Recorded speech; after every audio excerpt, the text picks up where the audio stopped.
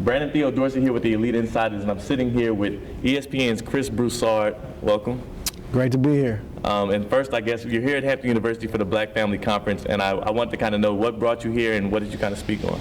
Really, my concern and love for the black family and the black community. I think family is the most important structure of any society or civilization or people.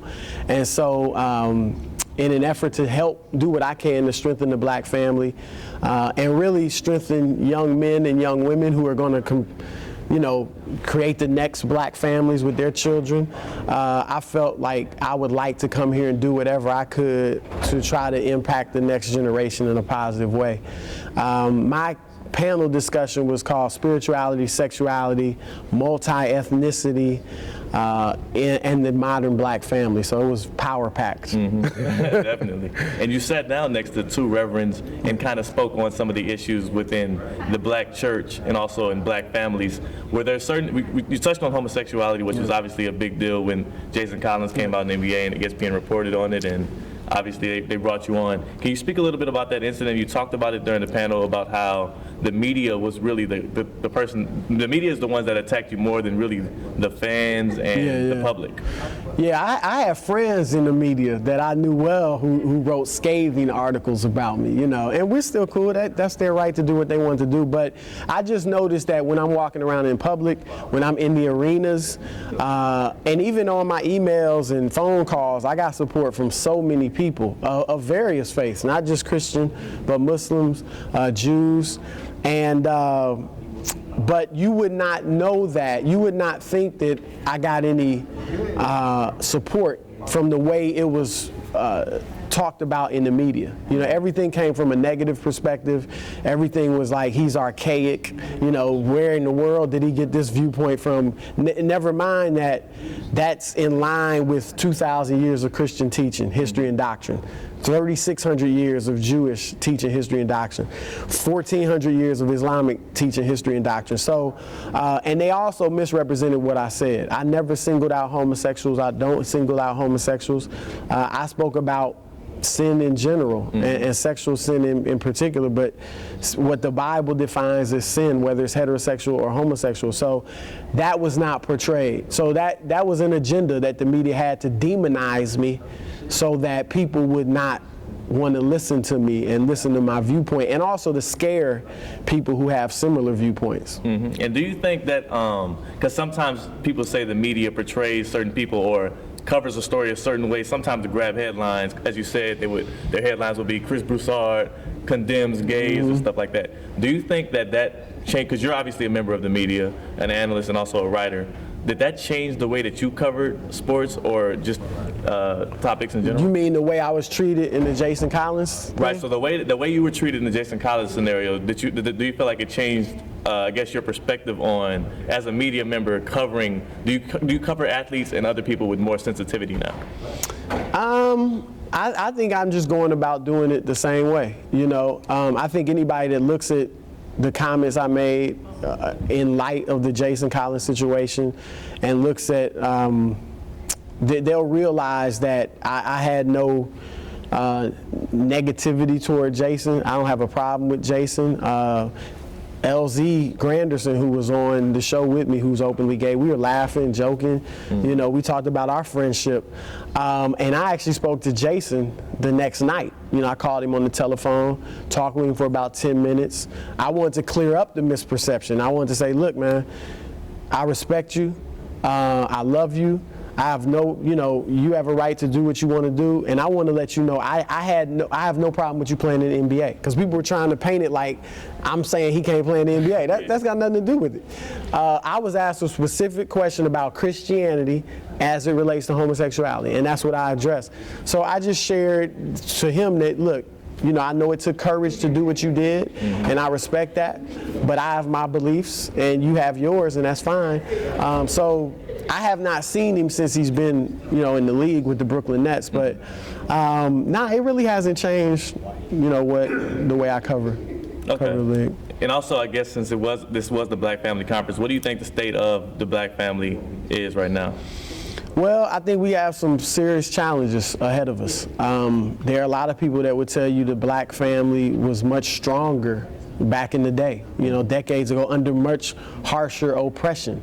I think there are a lot of outside forces working against us. I think the war on drugs, which we call, Michelle Alexander called the new Jim Crow, is unfairly targeting black men and boys and putting us in jail or the criminal justice system, prison, at a disproportionate rate. Not that it's okay to use drugs and sell drugs, but all the statistics show that we don't use and sell drugs any more than any other race. In fact, when you're dealing with black youth, we actually use and sell drugs and drink alcohol less than any other race of people except Asian Americans. And yet, we are the ones locked up the majority of the time. If we go down to any juvenile detention center in any area with a significant black population, be it Norfolk, be it Newark, New Jersey, Cleveland, Ohio, Detroit, Michigan, New York City, it's going to be 70-80% black boys, and then a lot of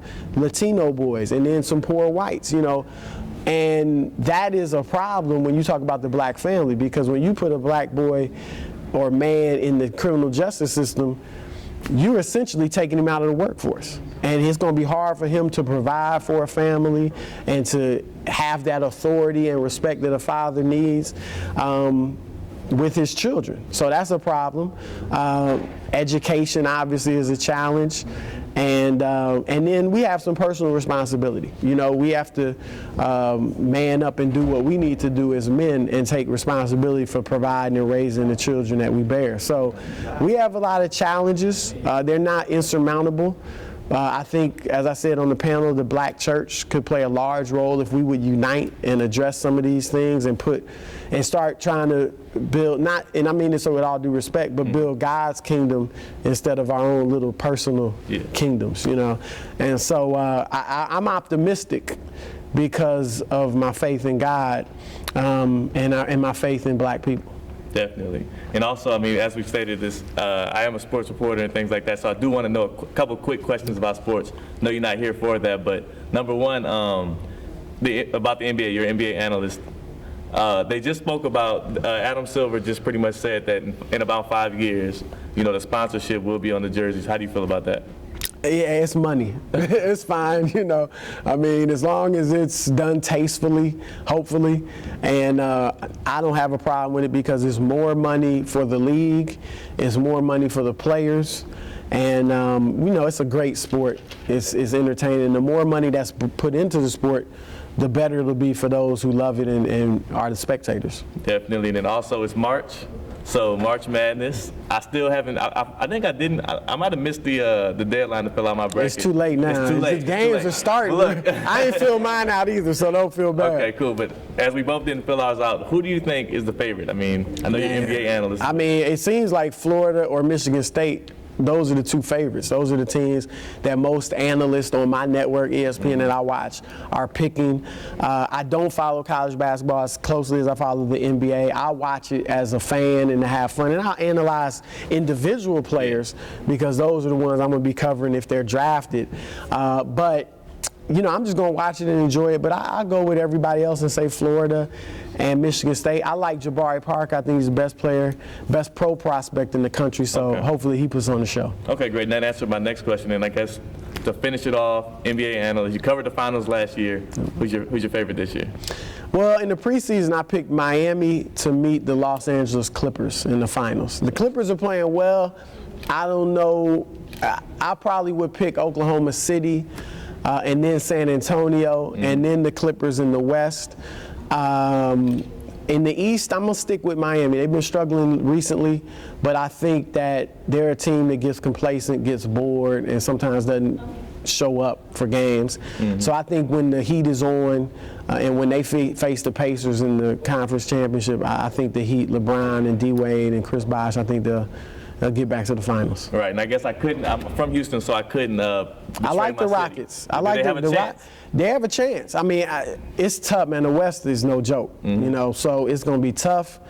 I think they're probably the fourth best team out there, but the four are relatively close, and they have a shot. And if not this year, then certainly next year. You got who I still believe is the best center in the league by far in Dwight Howard.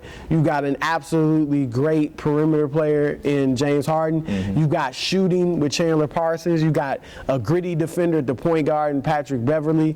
You rebound well. You defend. They shoot the three as well as anybody. I mean, they have it all. They may not have enough experience together to really get there this year, but they're a contender. They've got more than a puncher's chance of coming out of the West. Right, and they also got a Sheik off his butt playing. Yeah, fine. He realized he's not getting traded, so at least not right now, so he has to play, yeah. Right, so thank you for your time again. ESPN's Chris Broussard here, Brandon Theo Dorsey on the Elite Insiders.